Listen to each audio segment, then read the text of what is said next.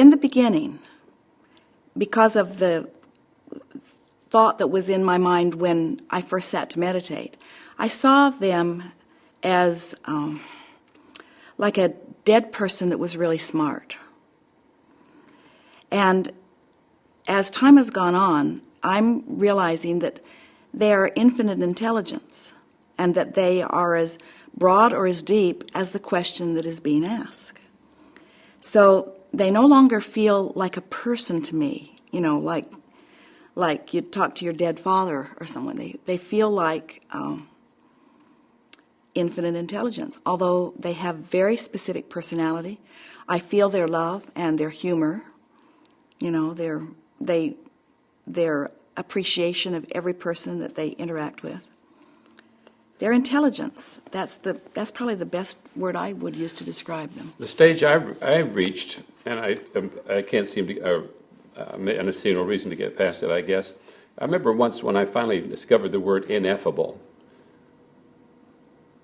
And what the word ineffable means is there's no words for it.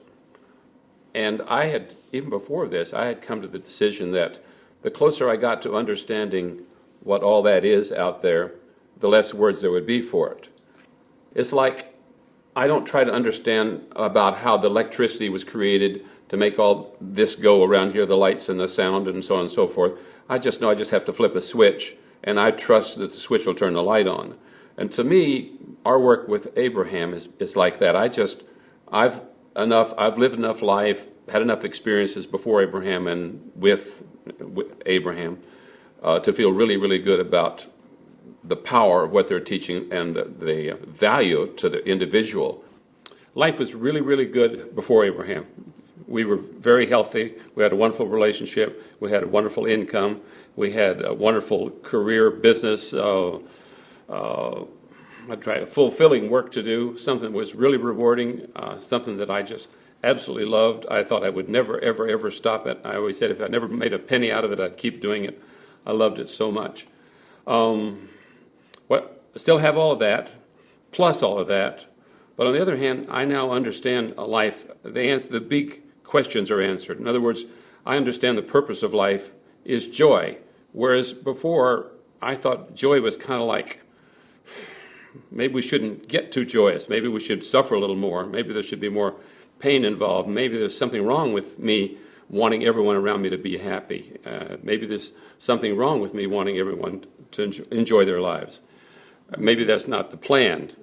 And now I understand that is the plan, that's the ultimate goal in life. Our purpose for being here is to achieve joy. You can use the word joy, but Abraham, it says in the terms of to feel good. They say that everything that any of us ever do or ever want is for one reason and only. And we may look at those things that other people want as something horrible, but they only want it so they'll feel better. And so that's the ultimate goal for every one of us, is just to feel better, more better. I understand that now. I never understood that. I don't, so many things that I didn't understand about things that were happening to other people or even to myself, now they're not mysterious anymore. Now, understanding what Abraham has taught us, now you can look at any situation and at least understand that it is changeable and why it's happening in the way that it is. So that's the biggest thing for me. And I'm not afraid of dying anymore. I'm not afraid of death.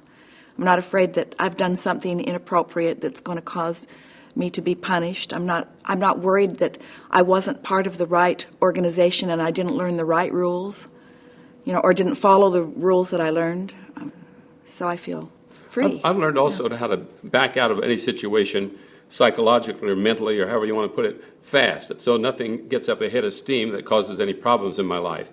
Often in the past I would let things get too far and then it's too hard to deal with, whereas before, with what Abraham's teaching us about listening to our emotions, I can catch something, it just barely gets off the ground before I change my process of thought. I start focusing on something differently, and which then stops that creation of what was beginning to develop. I can see a headache pull back. I can see a little physical thing change just really fast in my life. I can see a relationship issue that would have developed years ago that I just instantly, by just gently changing the thought, to change that whole thing around. So we're sure and happier still and more prosperous, and we feel freer. Yeah. And I'm extremely fulfilled. We'd like to ask Abraham to come and speak to us. Okay? It just takes a few seconds. I won't move much. Just...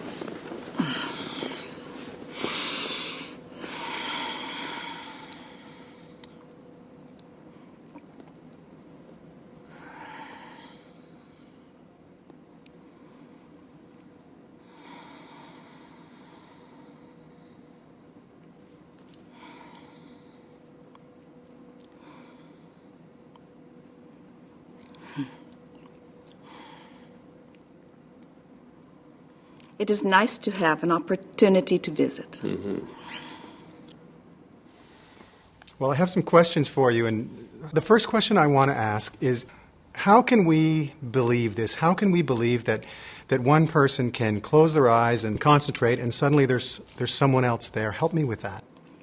Well, we would rather that you believed something even more than that, and that is that not just one person can do that, but all persons can and do. You are all extensions of source energy. And so you could never separate yourself from the stream of consciousness that is really you. It is just that many of you have formed such barricades or separation. You see yourself so separately. And when you release those barriers and allow who you really are to begin flowing, that's when your life really becomes fun. You cannot separate yourself from that which you really are. Esther cannot separate herself from that which is Abraham. Who and what is Abraham?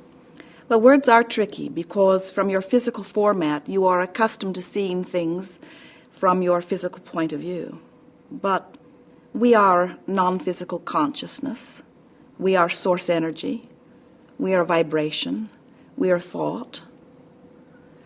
We are not so different from you. You are an extension of that which we are.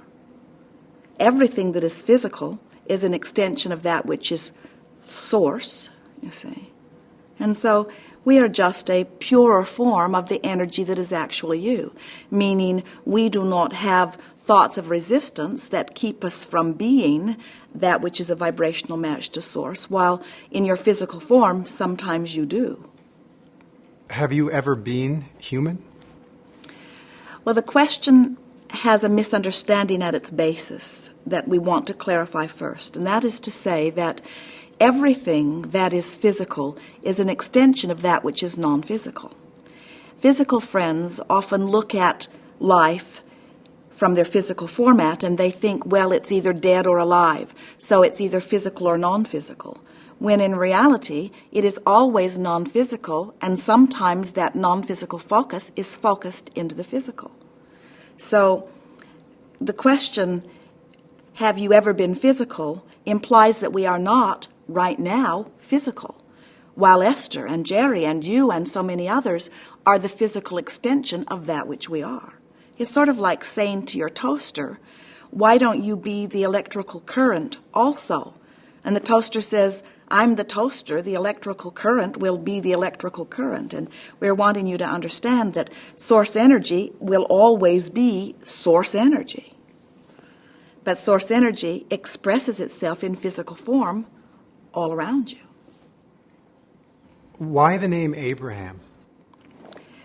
The process that Esther uses to interpret for us is a process where she receives blocks of thought, sort of like downloading to a computer, if you will, like radio signals. And Esther receives the block of thought at an unconscious level and then finds, also at an unconscious level, the physical word equivalent. So even the label Abraham was a label that Esther fashioned at an unconscious level because it was the best descriptive word that explained easily in one label, like you want your names to be, that which we are. In other words, we are at the heart of every religion that exists. We've been around for a very long time, and so it was just the best name. It also puts us first in the phone book.